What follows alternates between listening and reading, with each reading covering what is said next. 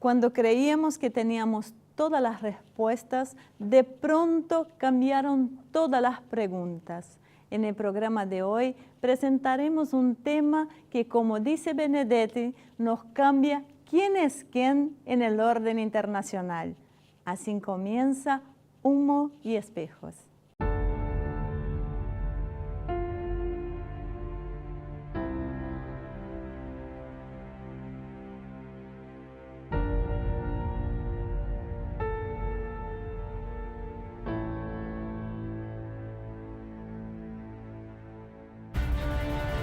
El farmacéutico es uno de los lobbies más influyentes del mundo.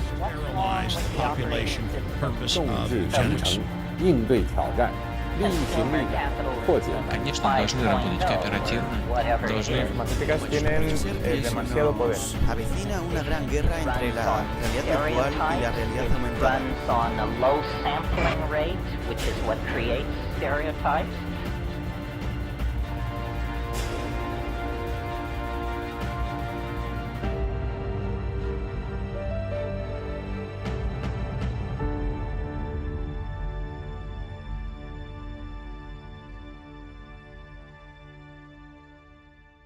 Muy buenas noches, bienvenidos a Humo y Espejos.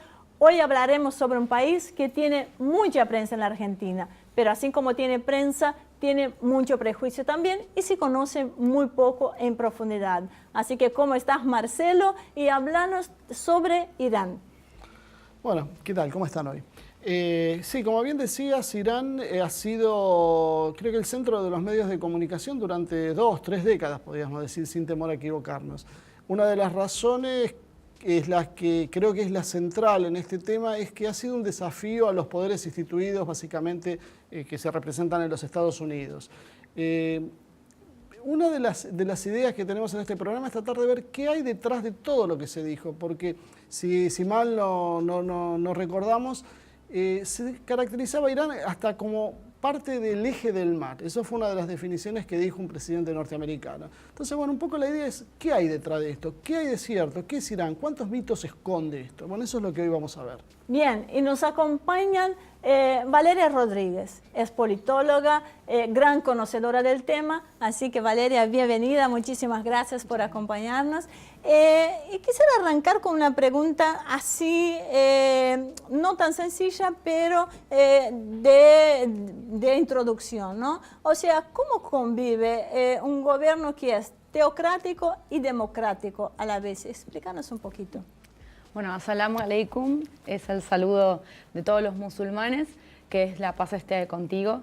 Y bueno, para poder contestarte un poco esa pregunta, te voy a dar un pantallazo general de cómo es el sistema islámico de la República Islámica de Irán y bueno, para poder llegar a la contestación de esa pregunta. Bueno, en principio, en 1979 se produce una revolución que fue a cargo del imam Khomeini.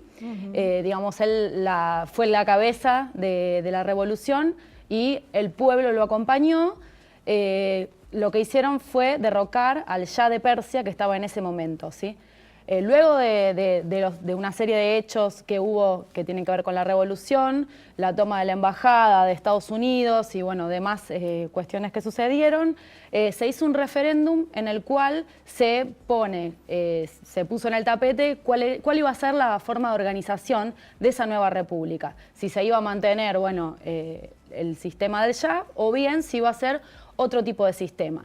En Irán hay mayoría de musulmanes, ¿sí? Hay diferentes tipos de religiones dentro de la sociedad, pero los musulmanes chiitas en este caso son la mayoría.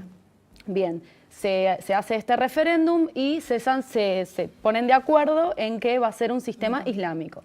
Este sistema islámico va a estar basado en la Sharia, que va a ser la jurisprudencia. Esa jurisprudencia se centra en lo que es el Corán y la Sunna profética, ¿sí? La Sunna profética son los dichos del profeta. Entonces, como bien vos decís, se transforma en teocracia. Sí, sí. Dentro de esto que veníamos diciendo, también convive una especie de democracia. Por eso no sé si llamarlo teocracia, porque es como una mezcla, ¿sí? Hay instituciones que son electas a través de voto popular y otras que no. Los más importantes son el Velayat Faqih, que es el líder supremo, y después tenemos al presidente. Y ese presidente es electo a través de voto popular. Hay ¿sí? mucho para hablar, sin duda. Sí. Y nuestro otro invitado es el economista Ernesto Matos, que muchos ya lo conocen indudablemente. Ernesto, ¿cómo estás? Un gusto tenerte acá. Ernesto, hablando de sistema y hablando de la teocracia, de las religiones, y siempre se ha hablado de un anticristo, ¿no? Y mi opinión personal, yo creo que el anticristo no es una persona como viene, sino que es un sistema. Y yo a veces me da la sensación que el sistema capitalista pareciera ser el anticristo.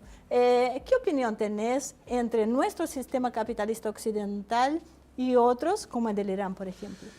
Bueno, sí, a ver, todo sistema tiene un conjunto de valores, uno podría también compararlo con la civilización de China, ¿no? O sea, ahí hay una rectitud en lo que tiene que ver con el confucianismo.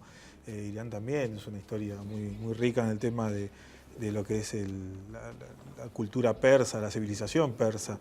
Pero aún así, digamos, cada uno de los sistemas tiene como esta cuestión de ir construyendo, digamos, ya sea desde la visión de China, que hoy la vemos comunista, pero dentro del sistema capitalista. Estados Unidos decía emblemáticamente dejar de lado las sanciones económicas y de esa forma hacernos creer que incluye a Irán como si fuera que siempre que estuvo excluido, cuando no es así. Es como que ahí empiezan a conjugarse y empiezan a mezclarse los valores de lo que son distintas culturas, para las cuales obviamente el sistema capitalista tiene una que es principal y que es nodo central y que también está en el hinduismo, que es el deseo. Y dos cosas son diferentes. Una cosa es el deseo y otra cosa es el deseo mercantil. Y esas dos cosas diferentes van a pesar en todas las civilizaciones. Imagine que esto recién empieza, así que lo llevamos a ver la primera parte del informe sobre Irán y seguiremos con la charla.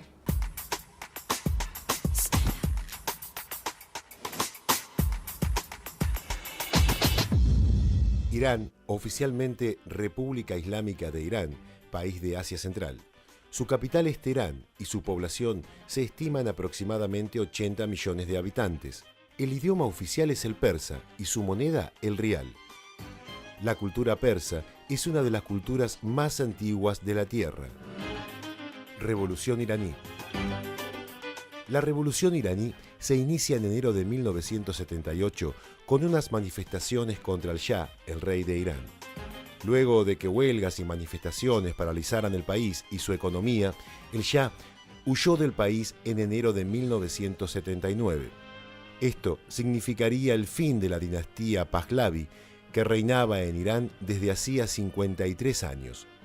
Irán se convierte oficialmente en una república islámica el 1 de abril de 1979. El ayatolá Khomeini, quien era un jefe religioso iraní, un político y además uno de los líderes de la revolución, se convierte en diciembre de 1979 en el guía supremo del país. El guía supremo es un puesto de duración indeterminado, tiene incluso más poderes que el propio presidente. La República Islámica de Irán es lo que se llama una teocracia. El término teocracia viene del griego teos, que significa Dios, y kratos, que significa poder. Teocracia significa entonces gobierno de Dios. En la teocracia, el titular de la soberanía es en efecto la divinidad. Según la Constitución de 1979, promulgada por el ayatolá Khomeini, todas las instituciones y actividades en Irán se fundan sobre los principios de la ley coránica et del Velayat Faqih, junta de expertos en la ley islámica. Este principio determina la predominancia del poder religioso sobre el poder político. Toma de rehenes en la Embajada de los Estados Unidos. Entre el 4 de noviembre de 1979 y el 20 de enero de 1981 se produce la ocupación y toma de rehenes de la Embajada de los Estados Unidos en Teherán. El gobierno del entonces presidente Jimmy Carter rompe las relaciones diplomáticas con Irán e impone duras sanciones económicas a la entonces joven República Islámica.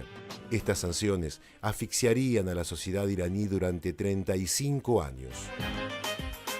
A principios de 1980, el entonces líder iraquí Saddam Hussein, apoyado por las potencias occidentales, decide aprovechar la compleja situación política y económica iraní para ampliar el acceso de Irak a la península arábica y adquirir territorios en disputa con Irán.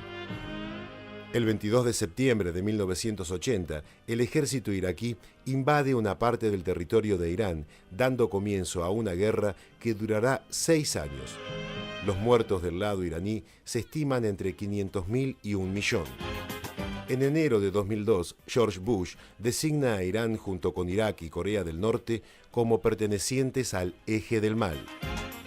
En la elección presidencial de 2005, Irán da un vuelco en la dirección política cuando es electo presidente Mahmoud Ahmadinejad. Su presidencia será recordada por una política de confrontación con las potencias occidentales, sobre todo con los Estados Unidos e Israel, habiéndose encontrado numerosas veces al borde de la invasión militar por la administración Bush. También, durante la presidencia de Ahmadinejad, se estrecharon muchísimo las relaciones entre Irán y América Latina, sobre todo con Venezuela, conducida entonces por el hoy fallecido Hugo Chávez.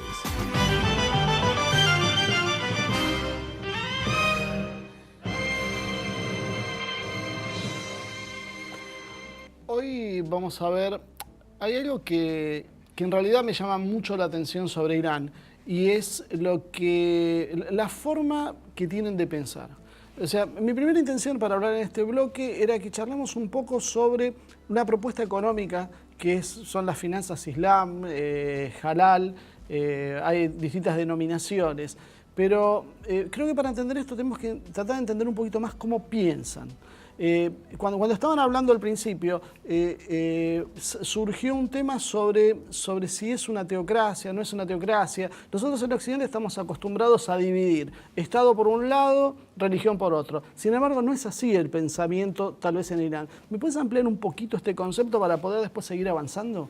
Sí, en principio tiene que ver con la cuestión religiosa, que para nosotros la religión es una forma de vida, es más allá de una cuestión litúrgica, ¿sí? Es una forma de vida y una posición de entendimiento de cómo es al ser humano, cómo se entiende al ser humano.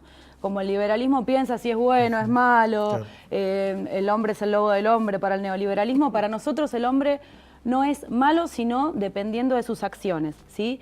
Y lo que tratamos de hacer como musulmanes siempre, por eso a esto voy, es que justamente tratar de actuar bien. Entonces en ese tratar de actuar bien tenemos como un lineamiento, tenemos lo halal y lo haram, que tiene que ver, lo haram tiene que ver con lo que no se debe hacer y lo halal con lo que se debe hacer o lo que se puede hacer. ¿Estas reglas son aplicadas a todos independientemente de que sean musulmanes o no? Dentro de Irán, a todos, sí.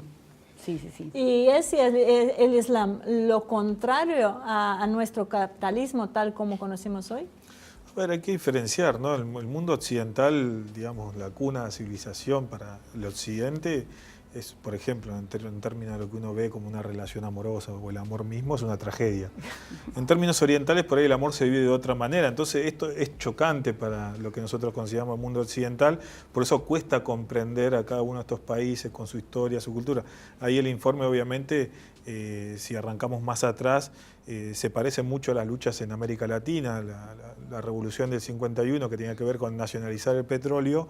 En el 51 estamos hablando como, en comparación acá estaba en Argentina el peronismo, en Brasil estaba Getúlio Vargas. Sí. Entonces hay como una lucha de liberación nacional que también nos pone en planos comunes, pero que obviamente lo político es lo que traza todo. Sí, lo que pasa es que a veces es como que yo creo que tenemos una visión a veces demasiado cerrada. Creo que desde Occidente, en aras de la tolerancia, se invierte esto y no somos tolerantes con los demás, porque somos tolerantes siempre y cuando respeten nuestras costumbres y acepten nuestras vivencias y nuestras perspectivas de la vida. ¿Eso lo notan un poco así en Irán, vos que estuviste allá? Sí, tal vez en Occidente tenemos una mirada por ahí más material, más materialista, y en Irán tal vez no, hay como más, lo filosófico está por encima de lo material. Igualmente sí utilizan lo material, no quiero decir que es solo filosófico y espiritual, sino que hay una postura más bien espiritual del entendimiento del otro. Es muy distinto a lo que vivimos acá. Eso iba a preguntar. si no me equivoco, corregime si me equivoco, dentro de los sistemas que tiene financieros, si una persona pide la plata para algo que lo necesita y de repente no puede cumplir con el pago de esta plata, puede pedir al acreedor una prórroga, la cual debe ser aceptada de buen grado, ¿sí? Para que pueda. Y en el caso de por alguna enfermedad, un fallecimiento, alguna imposibilidad de pagar, se haría cargo sus vecinos. Y si sus vecinos no pueden hacer cargo de esta deuda, así lo hace cargo el Estado. O sea, ¿hay algo equivalente en Occidente? ¿Es posible implementar algo así? Sí, a ver, creo que hay experiencias y mismo hay una discusión sobre el tema de, primero, para qué uno quiere un préstamo y si sobre el préstamo se cobra un interés. Yo creo que antes de entrar a algo tan detallado, me parece que habría que entender un poco más de cuál es la diferencia. O sea, porque hay unos preceptos básicos, por ejemplo, está prohibido tomar intereses por el dinero, o sea, no se puede generar dinero con el dinero. Hay principios filosóficos que hay que entender, creo que primero que sería bueno que me los amplíes para poder después entender en un caso puntual. Sí, pero igual, a ver, en el cristianismo la usura es pecado. Sí, digo, por lo menos o sea, bueno, a ver, hasta el si siglo uno, XIX. Bueno, después si uno se puso muy remite, elástico el tema. después cada uno puede llevar a la práctica, digo, en esta mezcla. Sí, pero básicamente era lo mismo. Claro, o sea, el Mercader de Venecia es un ejemplo de eso en la literatura, donde muestra, digamos, cómo la usura es un pecado. Después, si el sistema mismo va transformándose y poniendo ahora como... sería un acreedor, el Mercader de Venecia, que habría que honrarlo. Sería el FMI en este caso, pero, sí, pero me parece que, bueno, en otros lugares está bien claro que el dinero no tiene valor, como nosotros planteamos, digamos, el dólar ¿tiene un respaldo? No lo tiene, más que las armas y las bases militares. Sí. En el caso de las finanzas está claro también que carece de valor, que no tiene, digamos, ese poder que para nosotros es la acumulación. Entonces lo que ella preguntaba tiene que ver con eso, o sea, hay una concepción filosófica, esto es un tema comunal y no individual, por lo tanto todos respondemos, ¿es algo así? Sí, tiene que ver con justamente esta cuestión, las cuestiones morales y filosóficas que tiene el Islam. Nosotros creemos en el riba son los intereses y es haram, porque vos estás haram es prohibido, vos estarías como cobrándole de más a la otra persona. Por eso el interés no se lo puede tomar como algo que se pueda hacer. Eso se denomina riba en árabe. Y después, por otro lado, también el tema de, por ejemplo, acá estamos acostumbrados a comprar dólares porque sabemos que va a aumentar. Bueno, eso es haram para nosotros. Eso tampoco se puede hacer, porque tiene que ver con el entender al otro, el tener en cuenta al otro. Y estos sistemas se han probado en Occidente, ¿no? Sí, a ver, los microcréditos o formas en las cuales en las comunidades primitivas se logra esta comunión. Lo mismo hablábamos un poco el tema de los AILU, digamos. Sí, que lo hablábamos fuera de cámara. La propiedad, digamos, no es que uno se va de una comunidad y deja la propiedad y se vende, como nosotros, uno deja la casa y se vende, ¿no? Una inmobiliaria, ahí no, digamos, se reparte entre la misma comunidad y, digamos, se socializa de alguna forma. Claro, a nosotros nos parece natural la propiedad privada como algo que es desde siempre, y no siempre fue así, la propiedad era comunal. Es una discusión porque hasta Rousseau discutía el tema de si Dios dio la tierra al hombre, ¿por qué existe la propiedad privada si la tierra es de Dios? Vamos a cerrar con eso porque necesitamos ir a un breve corte y seguimos ya enseguida. No se vaya, ya volvemos con la columna de Damián Jakubowicz.